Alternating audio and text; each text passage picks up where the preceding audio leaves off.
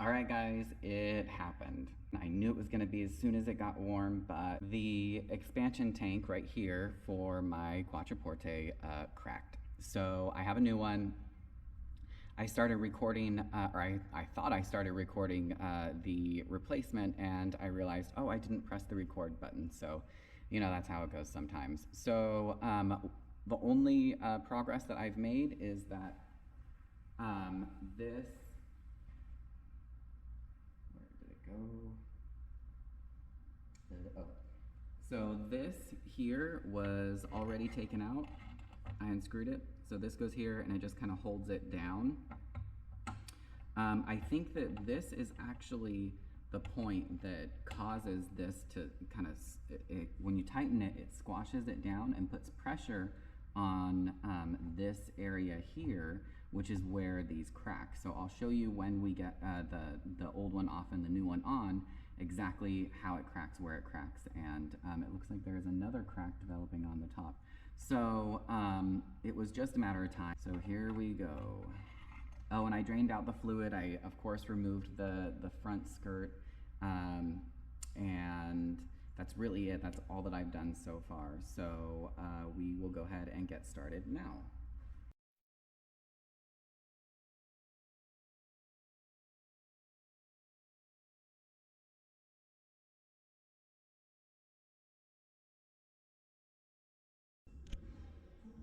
Okay, so what I would do at this point is inspect the hoses to make sure that they haven't gotten gummy. So thankfully this car has relatively low miles, so I don't think that the hoses are yet gummy. And there's no give. You would know if it's gummy because it would feel kind of, what's the word? Gummy, actually. It would feel just not tight. So there's that. And let's see what we got down here.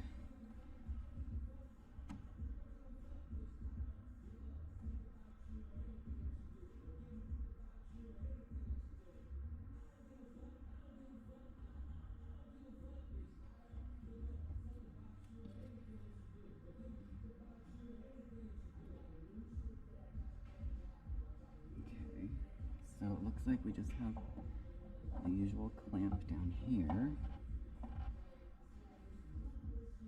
Grab a screwdriver. Okay, so we just have this clamp here, which is just your usual clamp. It's not one of those one-time use clamps. I hate those. So we'll remove that. This is going to be an easy, quick video and job. So we'll remove that. We'll get the new one put on, and then I will show you where these fail and how they fail.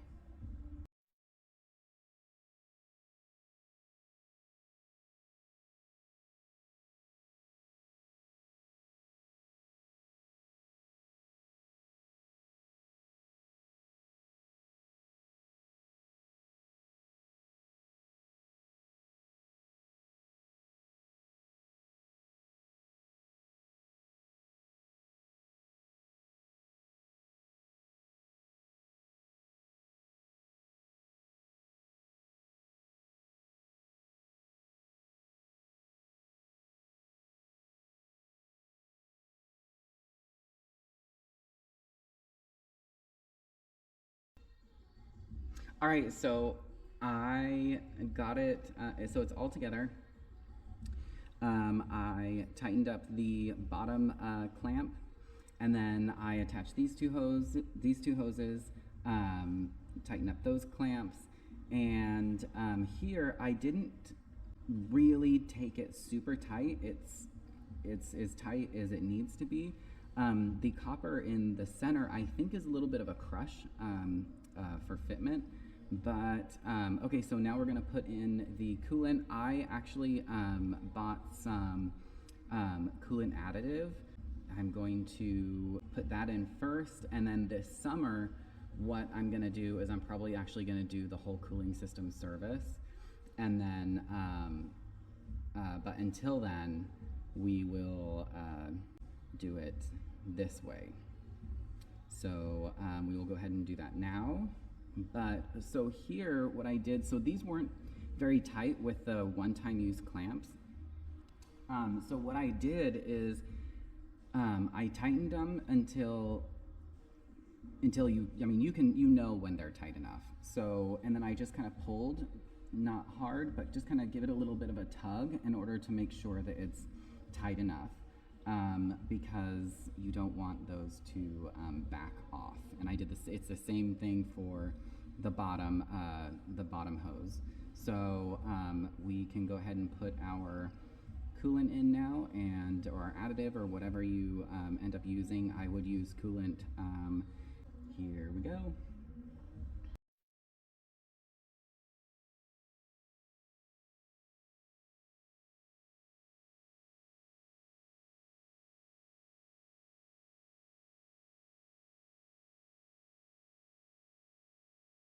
All right, let's talk expansion tanks for just a second. So here we are. This is where they typically will end up failing on the Quattroportes and actually on other cars as well.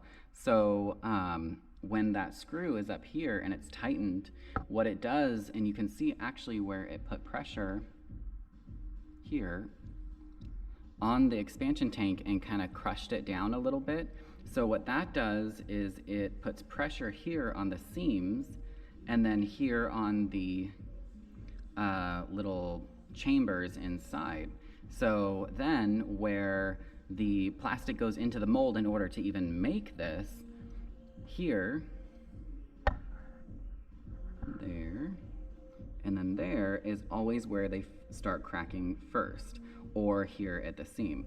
So this one actually is a lot more sturdy than some of the other ones that I've seen. The older Volkswagens were just, it was like one layer of this plastic and they cracked sometimes before 80,000 miles.